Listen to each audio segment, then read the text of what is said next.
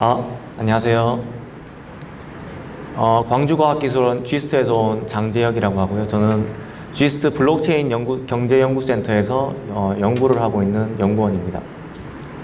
저희 오늘 발표 드릴 내용은 이중지불 공격에 대한 분석과 그리고 이중지불 공격을 어떻게 하면 방지할 수 있는지에 관한 연구와 알고리즘을 저희가 만들어서 그걸 소개해 드리려고 이 자리에 나왔습니다.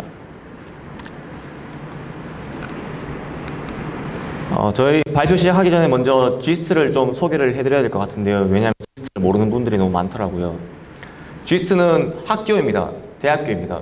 그런데 이제 학부 중심의 대학교가 아니라 대학원 중심의 대학교다 보니까 이제 많은 분들이 잘 모르시더라고요. 그래서 저희 GIST는 1995년에 대학원을 개원을 했고, 학부는 2010년에 비교적 늦게 개설을 했습니다. 그래서 잘 모르시더라고요. 그리고 저희 GIST 안에 블록체인 연구센터가 있는데 저희 하는 일은 블록체인 코어에서 이제 트릴레마 문제, 그러니까 확장성, 그리고 저기 분산화 능력, 그리고 저기 보안성, 이 세 가지 문제를 해결하는 그 삼각형을 하나를 줄이고 하나를 넓히는 게 아니라 그 삼각형 자체를 더 크게 만드는 그런 연구를 수행하고 있고요. 저는 그 중에서 이제 보안성에 관한 연구를 수행을 하고 있습니다. 저희 오늘 발표의 목적은 이제 블록체인 거래를 하면서 저희가 거래를 할 때 블록 컨퍼메이션이라는 말을 많이 들어보셨을 겁니다. 다들 아실 건데요. 이제 거래자가 컨퍼메이션을 기다린 후에 거래를 완료를 하는데 그러면 문제는 이제 블록체인 거래를 안전하게 하기 위해서 컨퍼메이션을 몇 번을 하는 게 가장 몇 번의 컨퍼메이션이 필요한가? 요거에 대해서 이제 질문을 하고 요거를 답을 하는 그런 제가 연구를 수행했거든요. 비트코인 화이트 페이퍼에서 2008년에 사토시 나카모토가 쓴 2008년 페이퍼에서 이런 얘기를 했었습니다. 더 컨퍼메이션 넘버가 더 많을수록 이중지불 공격에 당할 확률이 더 작아진다. 요 아래 그래프 보시면 나오는데 보시면 아시다시피 지금 로우 스케일이거든요. 컨퍼메이션 넘버가 커질수록 이제 확률이 익스포넨셜리 작아진다. 하지만 0이 되는 건 아니죠. 0에 가까워지지만. 그렇기 때문에 이것만 가지고는 그럼 몇 번의 컨퍼메이션이 정말 내 트랜지션을 안전하게 만드는지 답을 못 합니다. 비교적 최근에 이제 뭐 인터넷에서 말을 하는 걸 보면은 뭐 거래 금액별로 거래 금액이 뭐 몇 달러일 때 뭐 몇 번 해라, 몇 달러일 때 몇 번 해라 이런 가이드라인이 나오는데 근거가 없이 말을 하고 있거든요. 아무런 근거도 없이 말을 하고 있습니다. 이 추측을 가지고 사실인 것 마냥 말을 하고 있더라고요. 뭐 경험으로 나온 말일 수도 있겠지만 뭐 통계적 근거도 없었고요. 또 지금 뭐 인터넷에 뒤져보면 이런 많은 얘기들이 나오는데요. 저기 온라인 커뮤니티에 가면은 뭐 내 거래 컨퍼메이션 몇 번 해야 되냐 질문도 되게 많고 답을 하는 것도 보면 뭐 대부분 뭐 6개 해라. 왜냐면 비텔릭 뷰테린이 그렇게 말을 했으니까. 뭐 그렇게 말을 하고 있는 수준이더라고요, 보니까. 그래서 사람들이 이제 이 컨퍼메이션의 중요성은 다 알고 있는데 몇 번을 해야 안전한지 그런 건 잘 모르고 말을 하는 것 같습니다, 저는. 그래서 저희는 이런 연구를 수행을 했고요. 그래서 이제 우리는 그럼 왜 이 컨퍼메이션을 더 명확하게 제시를 해주는 게 왜 중요한가 이런 얘기를 좀 말씀드리고 싶은데 일단 컨퍼메이션 넘버가 커질수록 이중지불 공격에 대해서 위험성이 적어진다는 거는 맞는데 그렇다고 컨퍼메이션 넘버를 무조건적으로 크게 만들 수 없는 게 컨퍼메이션 넘버가 크다는 말은 결국 거래를 한번 완료하는데 걸리는 시간이 굉장히 오래 걸린단 말이죠. 우리가 나중에 자판기에서 뭐 음료수 몇 캔 사는데 비트코인으로 거래를 하는데 그걸 뭐 1시간씩 기다리고 있을 수는 없잖아요. 그래서 좋은 컨퍼메이션 넘버는 내 거래가 안전하게 확신을 주면서도 이제 그 안에서 이제 거래를 가장 빠르게 수행할 수 있도록 도와줘야 된다. 그런 숫자를 찾고 싶다. 이게 저희의 연구 목적이었습니다. 그래서 저희 결과를 말씀드리기 전에 먼저 발표를 이렇게 진행을 할 건데요. 먼저 블록체인을 간단하게 짚어주고 더블 스펜딩 어택도 간단하게 소개를 다시 드리고 그리고 저희 연구 분석 결과를 먼저 소개를 드린 다음에 그걸 이용해서 저희가 이제 그 컨퍼메이션 넘버를 결정해주는 알고리즘을 만든 것을 설명을 드리려고 합니다. 일단 비트코인 이거 2008년에 나온 그 화이트 페이퍼고요. 저는 오늘 이걸 가지고 얘기를 많이 할 거거든요. 블록체인은 다들 아시다시피 블록의 체인입니다. 그리고 이 구조로 인해서 그 나카모토의 논문을 보면은 데이터 미변조가 아주 힘들다. 그리고 뭐 더블 스펜딩을 방지할 수 있다. 이런 얘기를 하고 있고요. 그리고 뭐 체인에서 이제 포크가 발생하면은 비트코인에서는 가장 긴 체인을 선택하는 롱기스트 체인 룰을 이제 따라서 포크를 해결한다. 근데 이제 잘렸는데 여기 이더리움에서는 고스트 프로토콜이라는 이제 가장 긴 체인이 아닌 가장 무거운 체인을 선택하는 그런 프로토콜을 조금 변형을 해서 사용을 하고 있죠. 이더리움은. 오늘 저희가 말씀드릴 거는 이제 롱기스트 체인 룰을 이용하는 그런 프로토콜에 대해서 그런 블록체인 프로토콜에 대해서 이제 말씀을 드리려고 합니다. 그래서 이제 롱기스트 체인 룰에서 이제 더블 스펜딩하고 어택을 하는 상황을 하나를 이제 예시를 들어서 설명을 드리고 싶은데요. 이 상황에서는 이제 메리가 잔에게 10 비트코인을 치팅을 하려고 하는 겁니다. 그래서 이제 메리가 존에게 10 비트코인을 보내면서 그 대가로 어떤 물건을 받는 것을 이제 가지고 사기를 치려고 하는 건데, 그래서 먼저 메리가 타겟 트랜잭션을 하나 만듭니다. 메리가 존에게 10 비트코인을 보낸다. 그 트랜잭션을 만들고 나서 그거를 이제 마이너들한테 보내면 마이너들이 그거를 여기 초록색 블록에 집어넣습니다. 그리고 메리는 나중에 이 트랜잭션을 사기를 치려고 하기 때문에 이 트랜잭션을 우리가 타겟 트랜잭션으로 부르겠습니다. 그러면 이제 마이너들은 이 초록색 체인 블록 뒤에다가 체인을 계속 연결을 하겠죠. 회색 체인을. 정상적인 체인입니다. 그리고 메리는 자기가 만들었던 이 타겟 트랜잭션을 뒤엎을 수 있는, 없애버릴 수 있는 다른 사기 트랜잭션을 하나 만들어서 포크를 만들어 버립니다. 몰래요. 근데 이 빨간색 체인은 몰래 만들어지는 거거든요. 그래서 포킹을 몰래 하고요. 그리고 이 메리가 이 포킹한 빨간색 체인을 나중에 공개를 할 건데, 어떤 조건을 달성하면 그 다음에 공개를 합니다. 그 조건이 뭐냐면은 먼저 이 타겟 트랜잭션의 컨퍼메이션이 끝나서, 그래서 존이 메리에게 물건을 보내고 난 후, 그리고 이 메리의 빨간색 체인이 이 정상적인 회색 체인보다 더 길어졌을 경우, 이 두 가지 조건이 만족이 되면은 이제 메리가 이 빨간색 체인을 공개를 합니다. 그러면 이제 메리는 존으로부터 물건을 받았고, 그리고 메리의 체인이 더 길기 때문에 정상적인 마이너들은 롱기스트 체인 룰에 의해서 이 자기들이 지금까지 채굴했던 이 체인을 버리고 메리가 새롭게 만들어준 이 체인을 선택을 할 겁니다. 이 롱기스트 체인 룰에 의해서요. 그래서 이 정상적인 체인 안에 있던 이 정상적인 트랜잭션, 타겟 트랜잭션은 사라지게 되고, 메리는 10 비트코인도 다시 돌려받게 되는 겁니다. 그래서 그 10 비트코인으로 이중 지불을 할 수 있는 거죠. 다른 곳에서. 이런 게 이제 더블 스펜딩 어택, 다들 이건 2008년 비트코인 화이트 페이퍼에서 잘 설명되고 있습니다. 그래서 저희는 이 더블 스펜딩 어택을 이제 분석을 해서 수학적으로 분석을 한 거거든요. 뭐 데이터를 가지고 통계를 가지고 분석을 한 게 아니라요. 그래서 저희는 수학적으로 얘들을 분석을 해서 이제 그걸 활용하고자 한 겁니다. 논문을 먼저 소개를 드릴 건데요. 저희 알고리즘을 말씀드리기 전에 저희 논문은 아까 말씀드렸다시피 이 더블 스펜딩 어택의 최산성, 그러니까 이윤을 주는지 안 주는지 더블 스펜딩 어택이 그런 것을 분석을 했고요. 사토시 나카모토가 예전에 했던 분석에 의하면은 더블 스펜딩 어택은 굉장히 어렵다. 왜냐하면은 공격에 성공하려면 정상적인 마이너들이 갖고 있는 그 컴퓨팅 파워보다 더 많은 컴퓨팅 파워를 필요로 하기 때문에 그래서 더 어렵다. 그렇기 때문에 그걸 51%라고 말을 하는 거죠. 그래서 이걸 확보하는 게 어렵기 때문에 더블 스펜딩 어택을 하는 건 어렵다라고 말을 했는데, 저희 연구 결과에 의하면 공격자가 50% 미만의 컴퓨팅 파워를 가지고 있어도, 즉 정상적인 마이너들보다 더 적은 컴퓨팅 파워를 가지고 있어도 그런 더블 스펜딩 공격은 위협적일 수 있다. 왜냐하면 그것들이 공격자에게 이윤을 가져다 줄 수 있기 때문에요. 그런 얘기를 합니다. 저희 연구 결과를 말씀드리기 전에 연구에서 사용된 뭐 파라미터나 정의 같은 걸 다시 한번 짚고 넘어가고 싶은데요. 저희가 사용하는 뭐 파라미터는 일단 여기 PA라고 보이는 건 이제 공격자의 컴퓨팅 파워, 뭐 40%든 60%든 뭐 그런 얘기고요.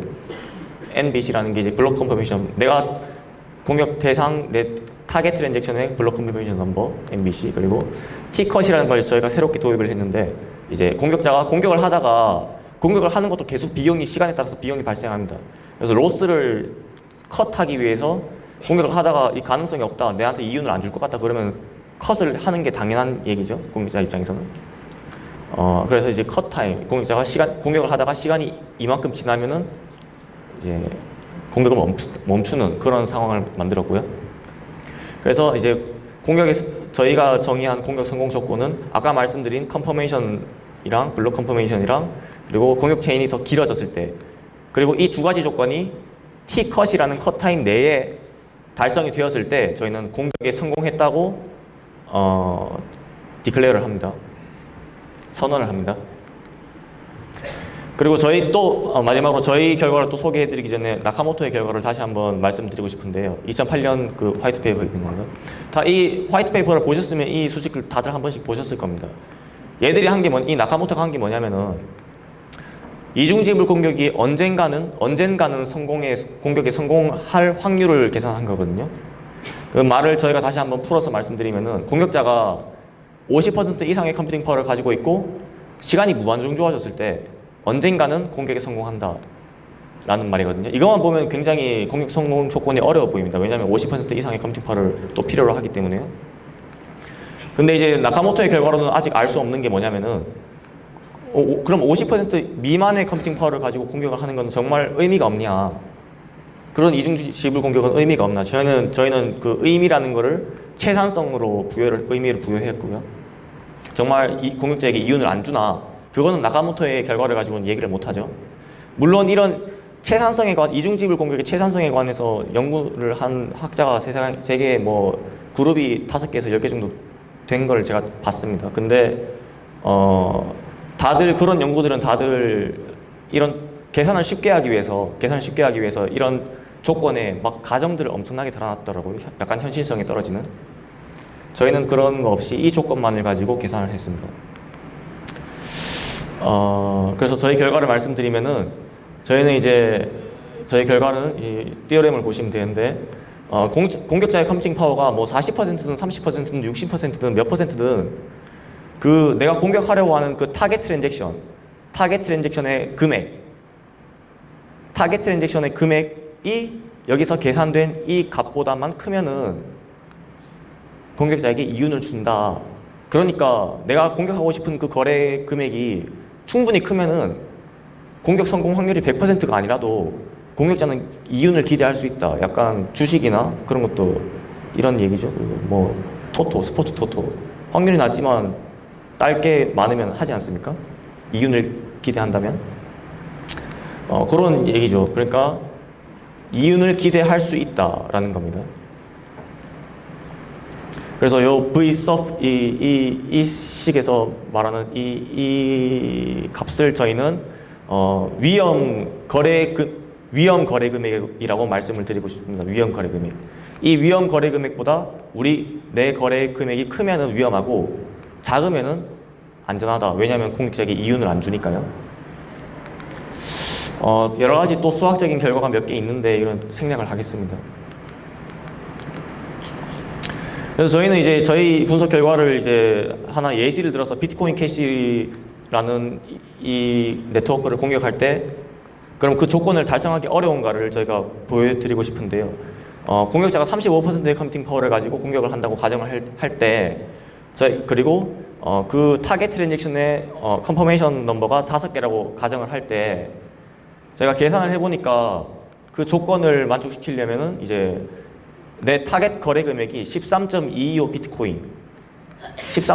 비트코인보다 내가 공격하려는 그 거래 금액이 크면은 이 더블 스펜딩 어택은 최산성이 있더라 라는 걸 저희가 계산을 하니까 나오더라고요.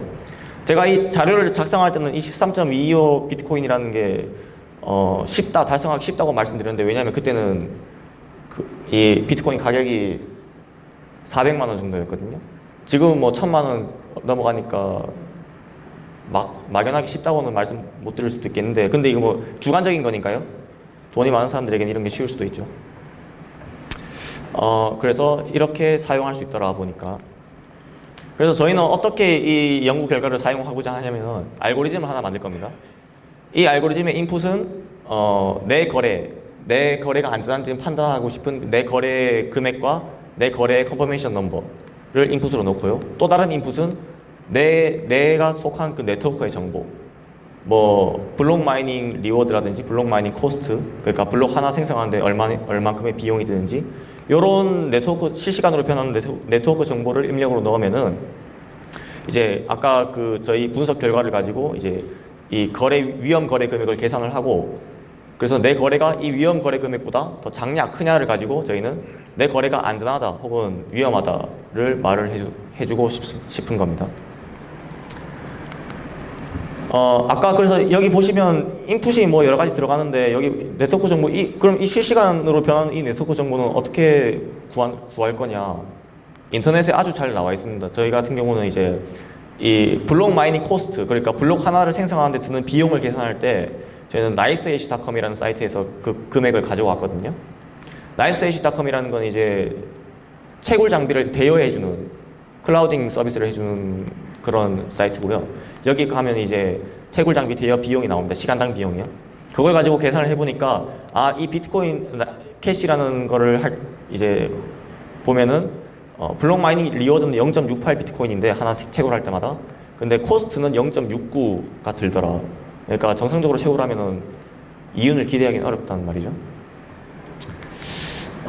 그래서 이렇게 찾은 파라미터들을 저희 알고리즘에 다 이렇게 입력을 집어넣고 우리 거래 정보도 거래 금액도 집어넣고 이제 계산을 딱 해보면은 다양한 이중지불 공격의 조건들에 대해서, 다양한 상황들에 대해서 내 거래가 안전한지 위험한지를 말을 해줄 수 있는 겁니다.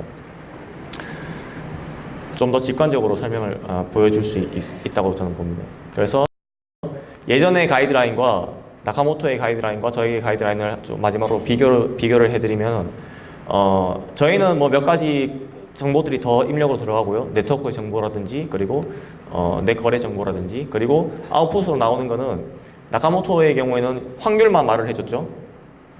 이 셀 수 없는 0과 1 사이의 확률만 무한한 경우의 수를 말을 해줍니다. 근데 저희는 이제 바이너리로 말을 해줄 수 있는 거죠. 안전하다 혹은 그렇지 않다. 더 직관적으로 사용자가 알 수 있게요.